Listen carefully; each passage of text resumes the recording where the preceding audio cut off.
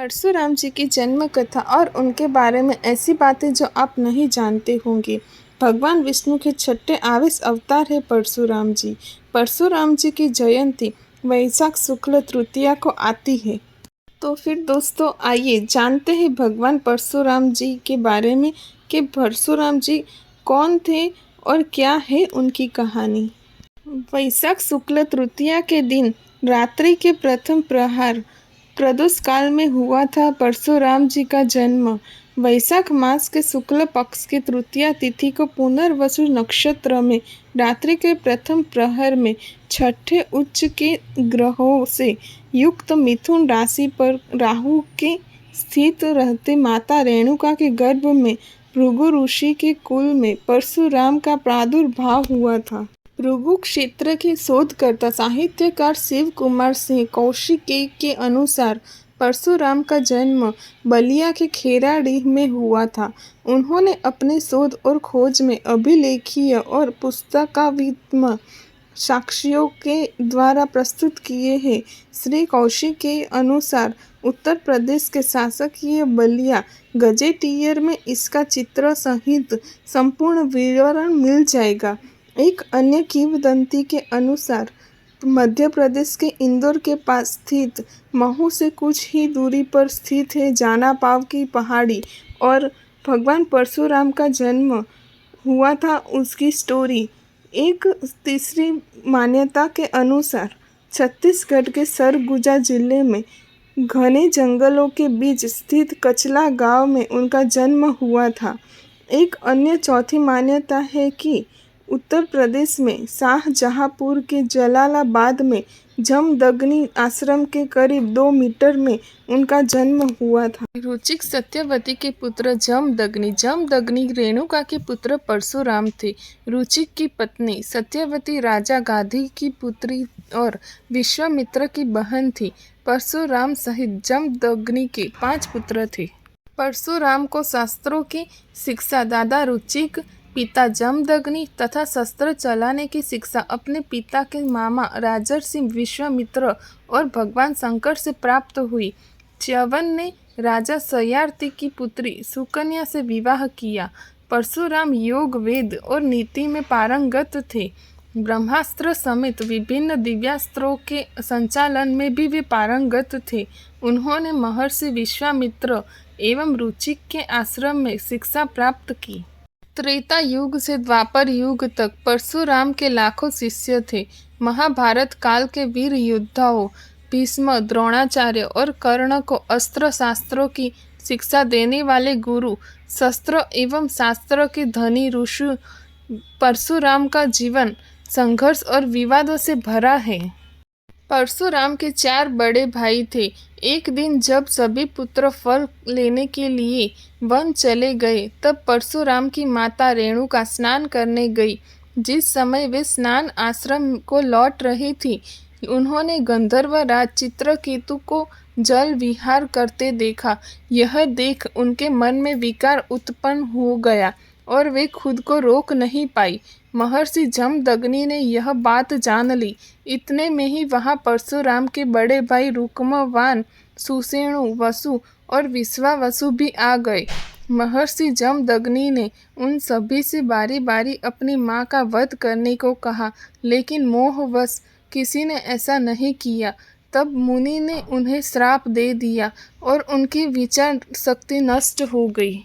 फिर वहाँ परशुराम आए और तब जमदग्नि ने उनसे यह कार्य करने के लिए कहा। उन्होंने पिता के आदेश पाकर तुरंत अपनी माँ का वध कर दिया। यह देखकर महर्षि जमदग्नि बहुत प्रसन्न हुए और परशुराम को वर मांगने के लिए कहा। तब परशुराम ने अपने पिता से माता रेणुका को पुनर्जीवित करने के लिए और चारों भाइयों को ठीक करने का वरदान मांगा। साथ ही उन्होंने कहा कि इस घटना की किसी को स्मृति न रहे और अजय होने का वरदान भी मांगा। महर्षि जमदग्नि ने उनकी सभी मनोकामनाएं पूरी कर दी। माता रेणुका कोकण नरेश की पुत्री थी। समाज में आम धारणा यह है कि परशुराम ने 21 बार धरती को क्षत्रिय विहीन कर दिया था। यह धारणा गलत है। भृगु क्षेत्र के शोधकर्ता साहित्यकार शिव कुमार सिंह कौशिकी के अनुसार जिन राजाओं से इनका युद्ध हुआ उनमें से हेहे वंशी राजा सहस्त्रार्जुन इनके सगे मौसा थे, जिनके साथ इनके पिता जमदग्नि ऋषि कई बातों को लेकर विवाद था, जिनमें दो बड़े कारण थे, पहला कामधेनु और दूसरा रेणुका। परशुराम के समय में हैहे वंशीय क्षत्रिय राजाओं का अत्याचार था। भार्गव और हैहे वंशियों की पुरानी दुश्मनी चली आ रही थी। हैहे वंशियों का राजा सहस्त्रबाहु अर्जुन भार्गव आश्रमों के ऋषियों को सताया करता था।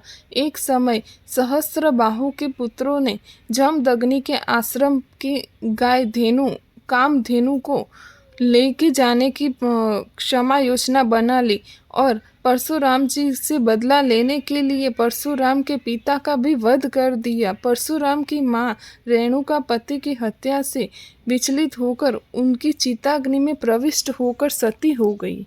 इस घोर घटना ने परशुराम को क्रोधित कर दिया और उन्होंने संकल्प लिया, मैं हैहे वंशियों के सभी क्षत्रियों का नाश कर दूंगा। इसी कसम से तहत उन्होंने इस वंश के लोगों से 36 बार युद्ध करके उनका समूल नाश कर दिया।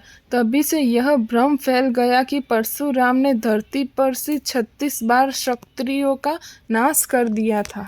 हैहे वंशियों के राज्य की राजधानी महिष्मती नगरी थी, जिसे आज महेश्वर कहते हैं, जबकि परशुराम और उनके वंशज गुजरात के भड़ोच आदि क्षेत्रों में रहते थे।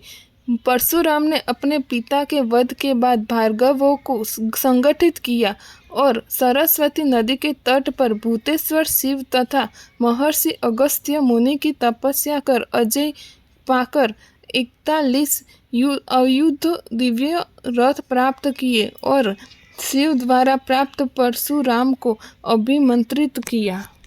शिव का तप और पूजा करके परशुराम जी ने परशु को अभिमंत्रित किया। इस जबरदस्त तैयारी के बाद परशुराम ने भड़ोच से भार्गव सैन्य लेकर हैहइयों की नर्मदा तट की बसी महिष्मती नगरी को घेर लिया तथा उसे जीतकर वे जलाकर ध्वस्त कर उन्होंने नगर के सभी हैहे वंशियों का भी वध कर दिया। अपने इस प्रथम आक्रमण में उन्होंने राजा सहस्त्रबाहु का महिष्मती में ही वध कर ऋषियों को भय मुक्त कर दिया था। इसके बाद उन्होंने देश भर में घूमकर अपने 21 अभियानों में हैहे वंशी 64 राजवंशों का नाश किया। इनमें से 14 राजवंश तो पूर्ण अवैदिक नास्तिक थे। इस तरह उन्होंने क्षत्रियों के हैहे वंशी राजाओं का समूल में ही नाश कर दिया, जिसे समाज ने क्षत्रियों का नाश माना जाना है। अपने इस 21 अभियानों के बाद भी बहुत से हैहे वंशी छुपकर बच गए होंगे, ऐसा परशुराम जी का मानना है। सतयुग में जब एक बार गणेश जी ने परशुराम को शिव दर्शन से रोक लिया तो रुष्ट परशुराम ने उन पर परशु प्रहार कर दिया, जिससे गणेश का एक दांत नष्ट हो गया और वे एक दंत कहलाने लगे।